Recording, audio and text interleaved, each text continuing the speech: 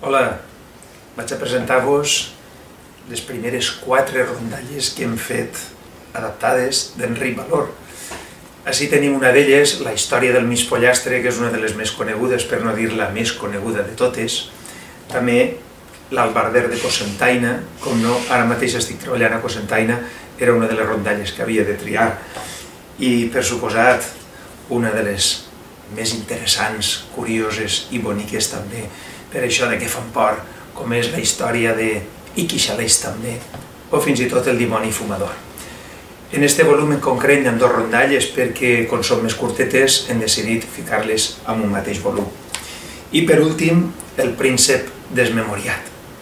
I això és un projecte que parteix de la idea d'intentar adaptar les rondalles d'Enric Valor a un públic més infantil, el que diríem els primers lectors d'un segon cicle de primària, com seria a partir de 8-9 anys, per tal de conèixer l'obra d'Enric Valor, que els xiquets, encara que coneixen Enric Valor a les escoles, perquè els mestres ja s'encarreguem de donar-lo a conèixer, perquè és un dels nostres autors més importants i coneguts de la nostra literatura valenciana, i sobretot per les seues històries tan boniques que té.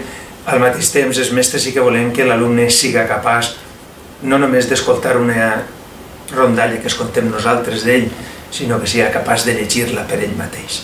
Aleshores vam pensar en la idea d'adaptar-les a aquest públic que d'alguna manera estava un poquet al marge d'entendre aquest llenguatge tan ric d'Enric Valor, tan carregat, tan literaturitzat, tan barroc, tan bo en definitiva, però no per a aquests xiquets perquè encara no tenen el nivell de la llengua adient per entendre-les.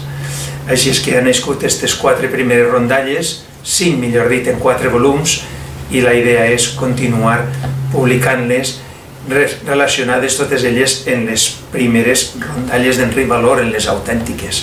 I a partir d'ahir hem fet una edició molt més fàcil de llegir, molt més entenedora i molt més atractiva també, perquè els dibuixos que ha fet Esperanza Martínez veritablement són com autèntiques fotografies.